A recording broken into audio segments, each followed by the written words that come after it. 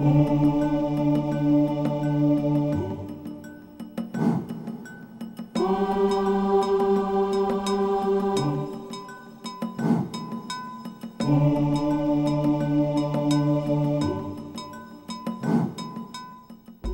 evolution and creation scientists have observed and agree that there is great variety within each species. Darwin noticed this variety and adaptability among finches. He noticed that the finches' beaks varied in size and shape, and that the beak's features affected the survivability of the finch. Today we notice a great variety of dogs. It is believed that all 450 breeds of dogs present today had a common ancestor. Most scientists believe that this ancestor was very similar to the present-day wolf. Scientists also witness natural selection, or survival of the fittest.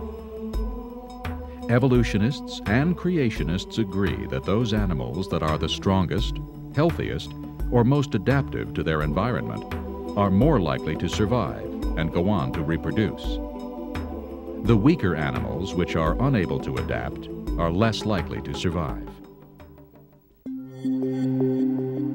We also observe gene mutations occurring. The DNA in all living organisms contains all the genetic information of life. Sometimes an error is introduced in this genetic code. This is called a mutation. Mutations often cause disease and can be induced by radiation, chemical agents, or replication errors. Mutations really do occur. They make all kinds of changes in genes. Birth defects, disease organisms, they're great at explaining the origin of disease, death, and disaster, not at all at explaining the origin of something new, some new trait that never exists. All the mutations we know about are only changes in genes that already exist. Darwin observed many things in nature. He was a good naturalist, a good observer of information.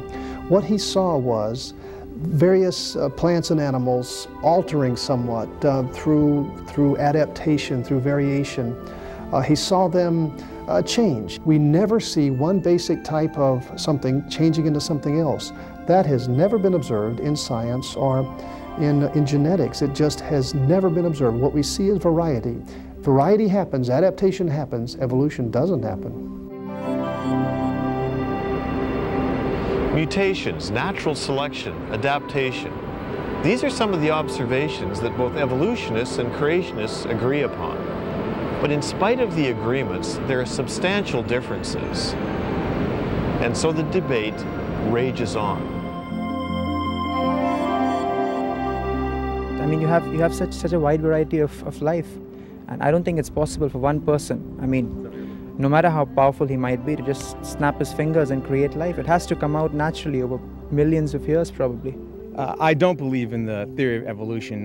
You know, more and more, even secular scientists are changing their viewpoints because the evidence doesn't support their conclusions. Half of me believes in the theory of evolution, probably because that's what I was taught. 4 years of studies, unfortunately, have kind of brainwashed me towards evolution.